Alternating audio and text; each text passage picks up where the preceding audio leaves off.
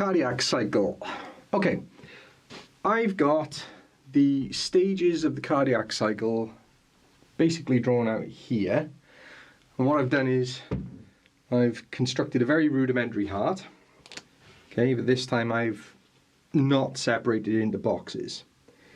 So we've got our tricuspid mitral valve, which we're now going to call the atrioventricular valves, and I've got the pulmonary and the aortic valves, which we're now just going to group together as the semilunar valves.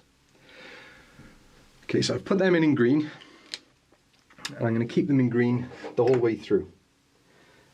Now, what I want to do is I want to go through each stage and talk about what is actually happening at each stage of this cardiac cycle.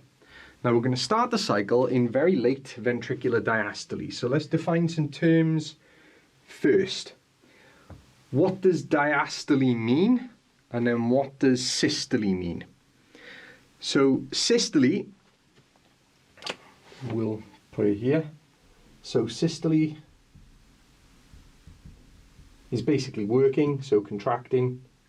So we'll put working slash contracting. Diastole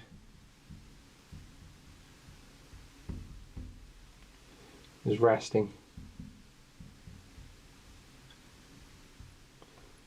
or relaxing. Resting or relaxing.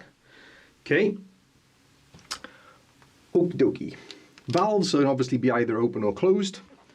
And what we need to remember is exactly as we've drawn it here. So, although I must confess I've drawn it a bit poorly, let's just do this properly. And we're going to do all of these valves at the moment closed. Okay, so you can see that what I've done is I've drawn these as the way that they are. So this is a one-way valve. The idea is, and it's pointing slightly down, as you can see there, right, slightly down and slightly up, because this is only going to allow stuff to flow one way. So it's going to flow this way, opening the valve as it does so.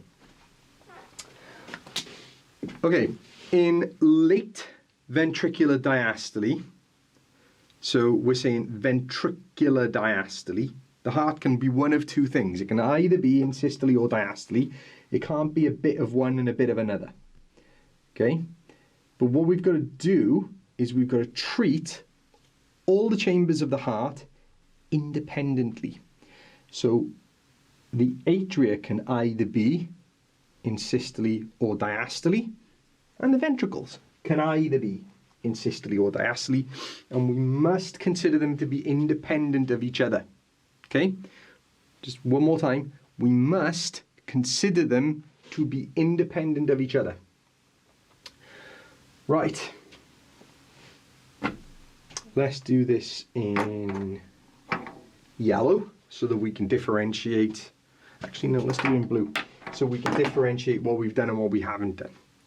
So, the atria, we're in ventricular diastole. We haven't yet entered atrial systole, which means in this stage of the cardiac cycle, the atria are relaxed. Okay? So we'll say they are relaxed.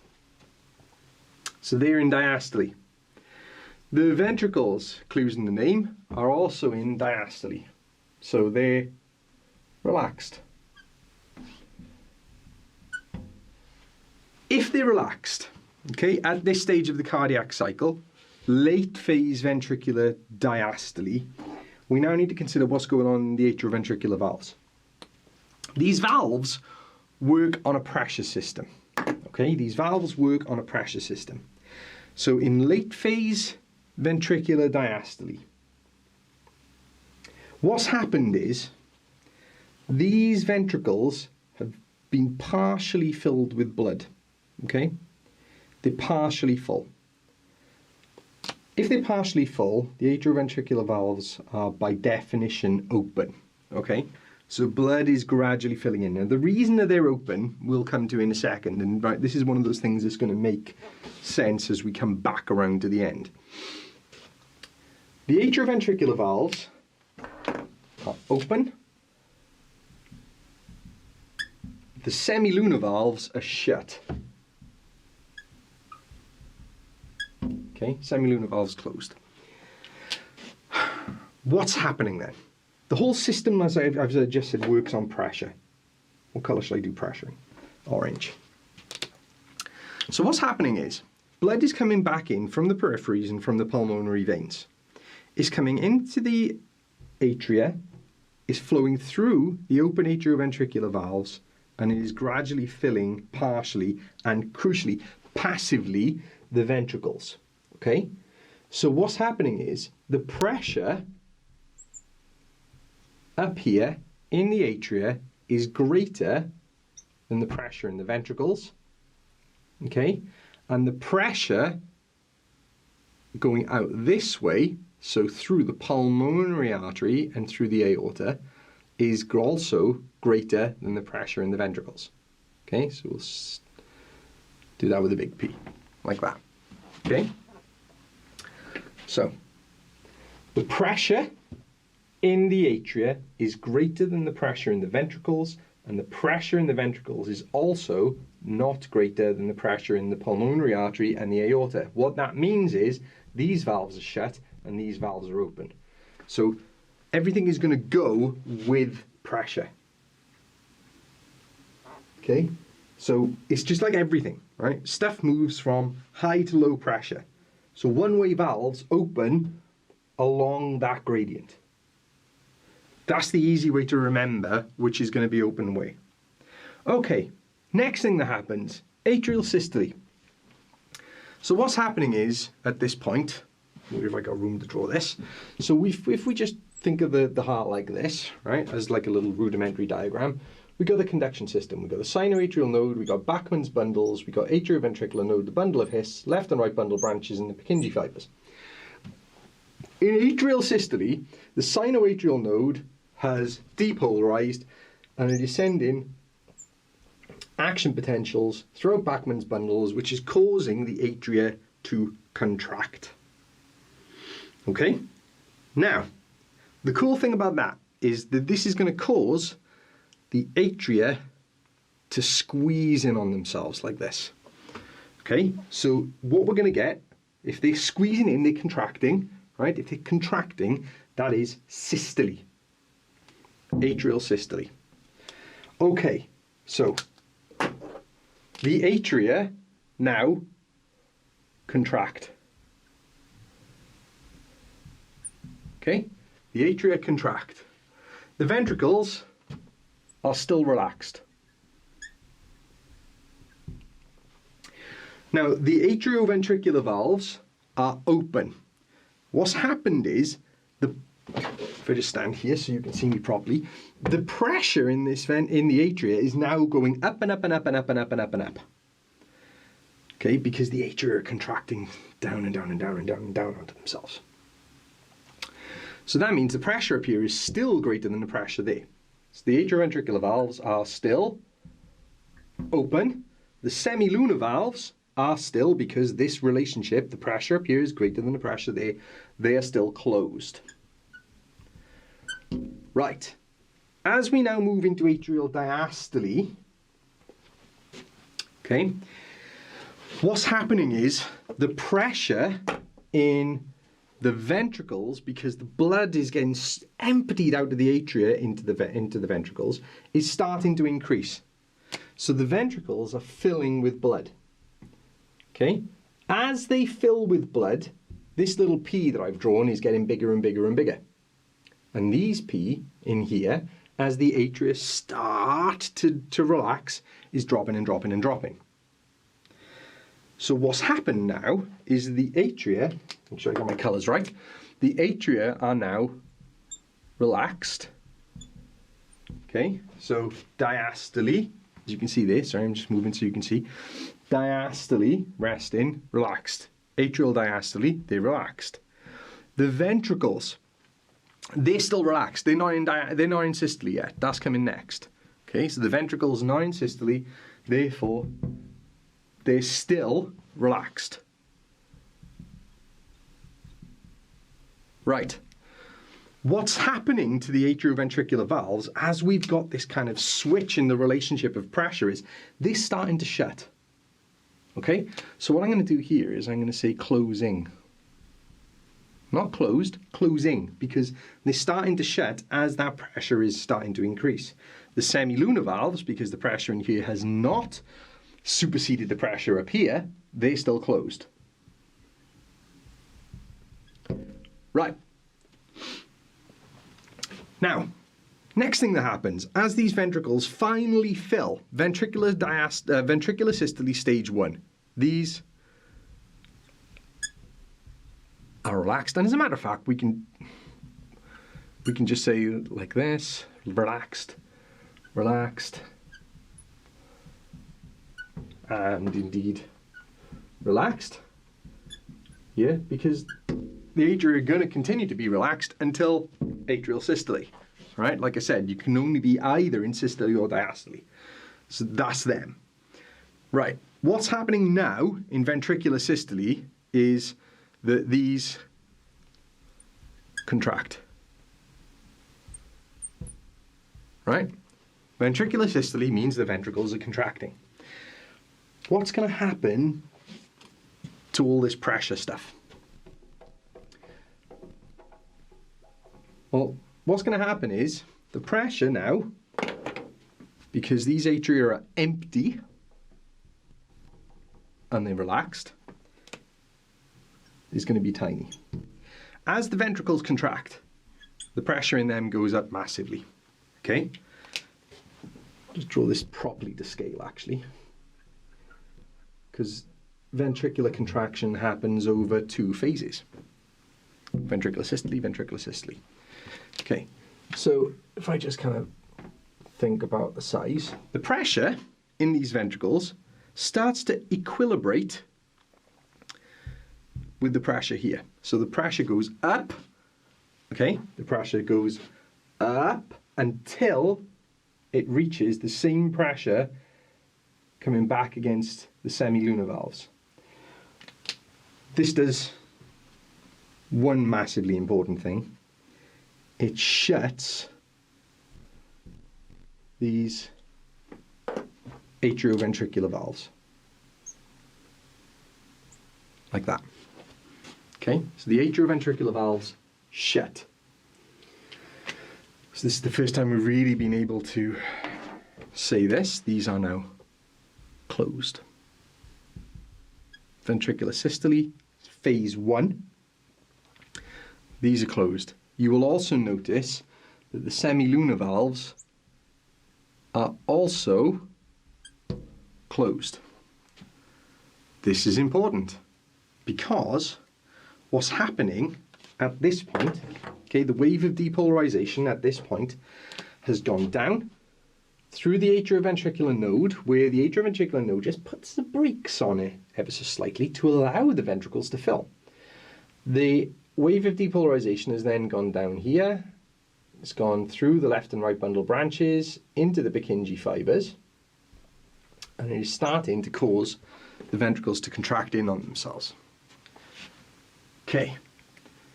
Another important thing, okay, during atrial systole, as we're moving from atrial systole into ventricular diastole, is that it caused those ventricles to swell. Okay? So you can think of the heart almost like a rubber band, an elastic band. If I wanted to twang an elastic band at you, I wouldn't kind of just do this. I'd pull it all the way back and I'd let it go. And the more you stretch a heart, the harder it can contract. So this idea of stretching the heart gives us a really, really, really important concept. Okay? This is called preload. Okay? So check this out. This is relaxed diastole, diastole. Okay? This gives us something at this point called preload, or the end diastolic volume. And something that is, what's the word I'm looking for? A truism, okay, is that the greater the preload, the greater the stroke volume. Okay, so we'll just kind of keep this as our note section here. So more preload equals more stroke volume. Okay, so why is that important? Well, we know cardiac output is stroke volume multiplied by heart rate. So if you're interested in sport and exercise science and things like that, what this means to us is the greater the stroke volume, the lower the heart rate to maintain a resting cardiac output. This explains why athletes have low resting heart rates. What it means if you're interested in the more clinical side of things is that basically this is the mechanism by which the left and the right ventricles balance each other out. It's called the Frank-Starling mechanism. Okay, so that is where those two terms come from. Moving on into ventricular systole phase 1, what we're getting is, I suppose I can do it like this. I can just take the ends of these away, like this. And the ventricles are now starting to contract, okay? But crucially, what you'll notice is the blood can't go back this way because the atrioventricular valves are closed, right? So this is also, like in between these two phases, heart sound 1. So when your heart beats, we've got lubbed up, right? So lub. It doesn't actually sound like a lub, does it? It's more like that. So heart sound 1, lub. Now, this is, where can I write this? Here. What's happening at this point, because the ventricles are contracting, but the pressure in here hasn't overcome the pressure up here, the semilunar valves are also still closed, okay? So this is, what's coming back against the heart this way is called afterload.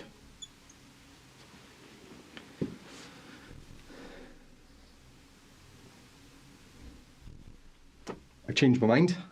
I will do this in a different colour. So this is coming back this way. This is afterload. So the preload, stroke volume, preload, end diastolic volume, has to overcome the afterload. So these ventricles are now squeezing in on themselves, but they're not actually changing the length of the sarcomeres in the heart. So what this is the heart in ventricular stage 1. If we think about Greek and Latin, iso, meaning the same, metric, meaning length or distance, isometric, or iso, what we could even say is, because there's no change in volume as well, so the heart is contracting isometrically in terms of the individual sarcomeres, but what we could say is that this is isovolumetric contraction. Isovolumetric contraction. Right? If you have got a failing heart, if something is going to go wrong with it, it's going to go wrong at this point, because the heart is squeezing like hell, but it's not changing the length of its sarcomeres. Okay? Blood can't go back this way because you've got the atrioventricular valves in place. Actually, if you've got what's called an incompetent valve, blood can go back this way. If that happens, your stroke volume goes down, your heart rate has to go up. Now, the heart is squeezing like hell. Next thing that happens is these pop open because the pressure in these ventricles now overcomes the afterload. So what happens at this point is the semilunar valves, they spring open like that. And we turn these arrows this way. So blood goes out into the aorta, which catches the blood, throws it around the body. Don't forget the heart doesn't pump blood around the body. pumps blood into the aorta catches the blood and throws it around the body, and there's a subtle difference. So the ventricles are still contracting. Contract. Now, the atrioventricular valves, we hope, are still closed. Otherwise, they're not doing their job. And then the semilunar valves are now open. So you think about it like, you shake a can of pop, you take the top off, it goes everywhere. This is called rapid ejection. Rapid ejection. So now what happens? Well, because these ventricles are contracting, and as they contract in on themselves, the blood is moving out. As the blood moves out, the ventricles get smaller, which kind of maintains that pressure. Next thing that happens is repolarization of the ventricles, which then takes away that, and the ventricles relax. Cool. As the ventricles relax, this pressure dissipates. Okay, pressure dissipates, i.e., it drops down. Now, the thing that is going to happen at this point is this afterload is going to start to increase. And if the afterload starts to increase, what happens? Well, what happens is this reverses. And the flow of blood quite literally reverses. It goes back towards these valves. And if the pressure up here, just delete this, all right, like that, rub that out. If the pressure here is greater than the pressure there, what happens to the valves? They close. So they snap shut, like that. As we can see, the atrioventricular valves are still closed. And now the semilunar valves are still closed. What does this do? This gives us heart sound 2, which is lub dub.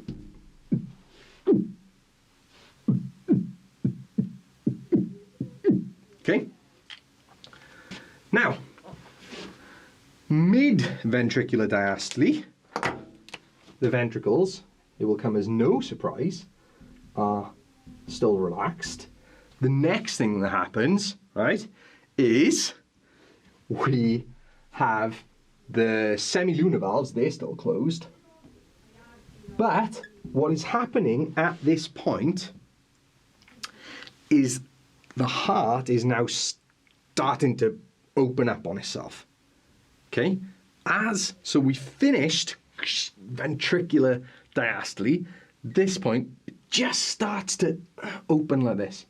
Now, as you think about my hand now, and if you think about my hand as being a sponge, and I've put my sponge in a bucket of water, and as I let it go, what happens is it kind of starts to suck all of the water in. So this mid-ventricular diastole is called, we'll put this here like this so that we've got a bit of room. This is called rapid filling.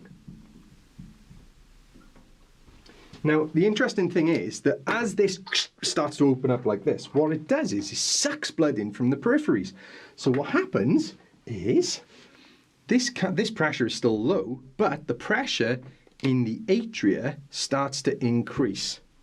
Okay, but it's not quite enough to pop these atrioventricular valves open, so they're still closed. However, what we've now done is we've brought ourselves back up to this point in the cycle, which is very late ventricular diastole. The atrioventricular valves, as this pressure increases enough, they pop open like this. They pop open. and blood starts to passively fill the ventricles, starting to increase the pressure, and then we get back to the beginning of the cycle. That entire thing, this whole thing, takes 200 milliseconds, or 0.2 of a second. It's cool, isn't it? I think it's cool. I hope that was informative.